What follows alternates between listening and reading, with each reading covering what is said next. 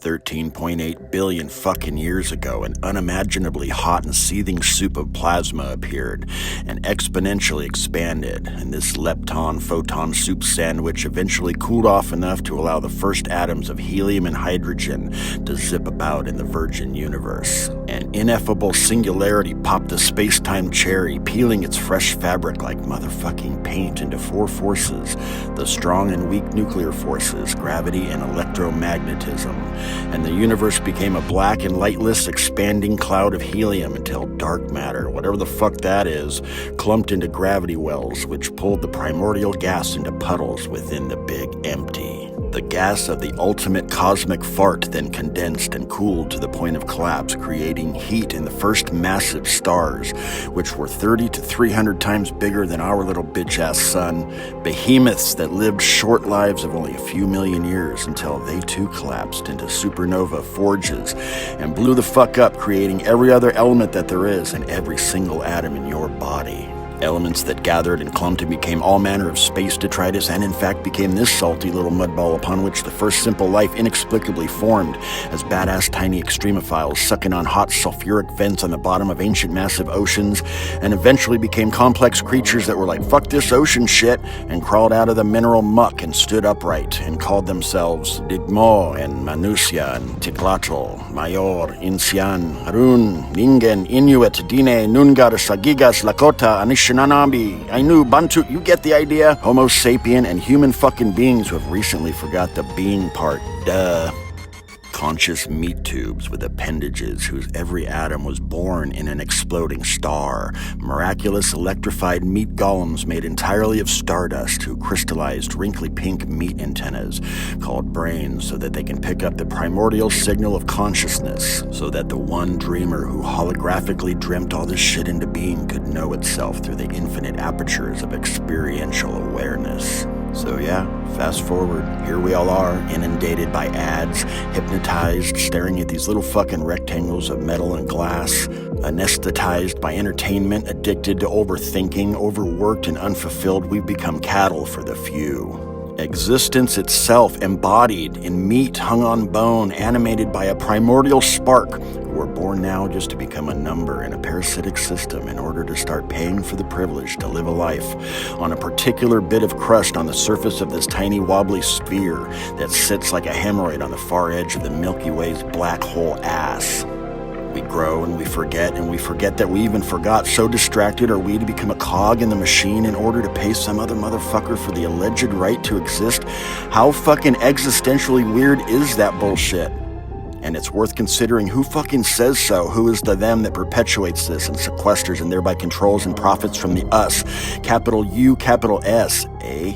Here we are, coalesced primordial gas who can think and can know that it knows, emulsified plasma wherever it goes that pretends it's separate by creating ratios of love and hate from scattered data that enters to activate its sense organs, atomic emptiness and energy that dreams itself awake and is compelled to gather and flock and herd. We are tribal mother clumpers programmed to gather to feel safe, and because we're still dumbasses in our evolutionary infancy, we believe that there must be a dreaded them to solidify our sacred us. Here we are, invisibly glued to this lush moat, speeding through the void at over 1,000,000 miles per hour. All of us, ghosts made of the same fucking electron mist. Do you get my gist? We covet the familiar. What's different we hate. But wait, that's not really a thing. A thing isn't even a thing, and we fucking fling weaponized memes. We think to raise ourselves we have to push others down, so it seems. And anyway, in a universe where there is literally no such thing as up and down, we're manipulated into believing that there is a left and a right, obsessed with brown, black, or white. We're taught to love ours by hating theirs, and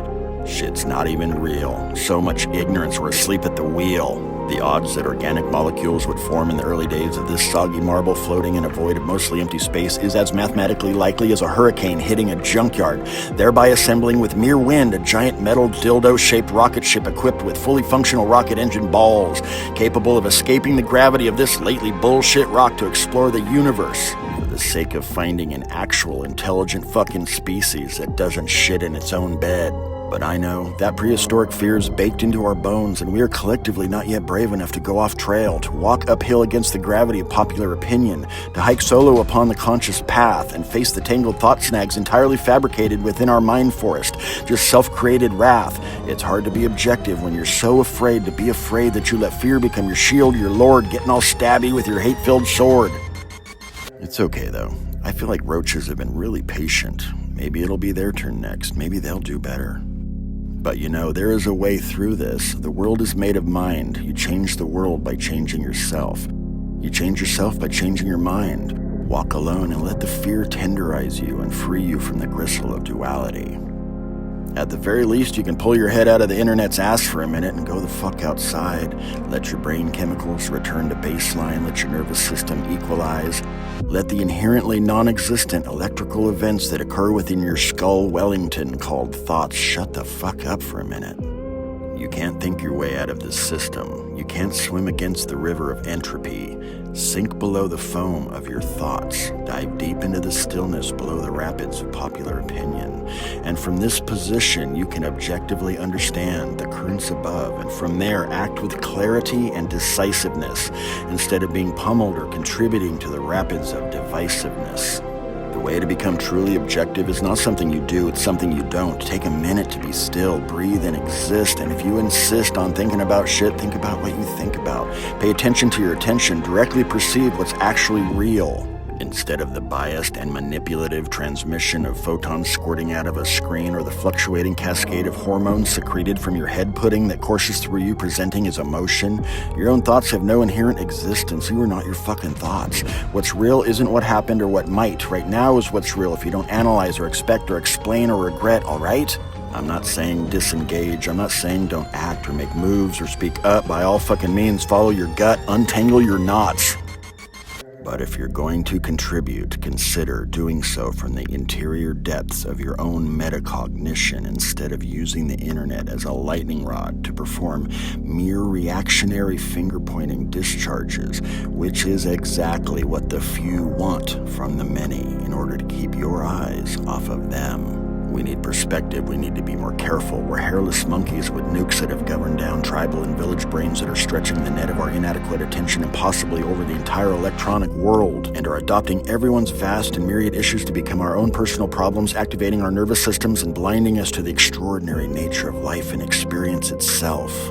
All the precious little moments lost. I'm not saying don't stay on top of shit. I'm saying don't drown in shit. But I know paradigms are hard to change. Egos are bubbles made entirely of opinions, and everyone's just trying not to pop. Funny thing about popping, though, is that when you do, you understand why motherfuckers do the shit they do, because you see the sheen of their soap and you profoundly realize that the cognizant emptiness inside your imagined bubble is exactly the same as all that wakeful emptiness outside of the made-up soapy sphere you and everyone else calls me. And inexplicably, when your bubble pops, you briefly lose the line of demarcation between you and the infinite emptiness. And shockingly, you remember that you've never not known that the vast effulgent emptiness is awake, for fuck's sake. But yeah, I know. Fight or flight, it's a thing. Perspective isn't worth a shit if your nervous system is all fucked up. Do you ever stop and wonder why that is?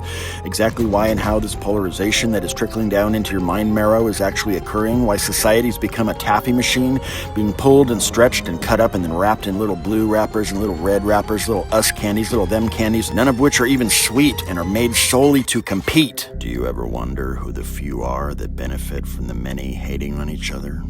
Have you become objective enough to not be distracted or define yourself by fucking memes or digital bot propaganda and other motherfuckers' opinions, even when those opinions seem to resonate and calm your subconscious terror of being caught outside the herd, with imagined predators biting not with teeth but with keystrokes? Have you realized that either by design or by accident, algorithms are showing you the very worst, the very dumbest of them, and are spinning it such that you may feel emboldened to remain clutching to the idea of a separate and superior us, no matter how fucked up and degraded that particular us is becoming? Have you taken a blessed motherfucking minute to go outside, to just breathe and exist, to look up and be humble, to observe nature as it is, and also feel the rumble of the strange majesty of interconnectedness, until you understand that you too are simply a brief vibratory iteration of nature itself? we are a transient field, the frequency of flesh. Has anyone told you that all human DNA is literally over 99% exactly fucking identical yet? Consider suspending your narrative and tabling all that fear and hate for a minute, and rather than casting that scrutinous eye left or right, take a closer look at what's fucking happening up and down, and you might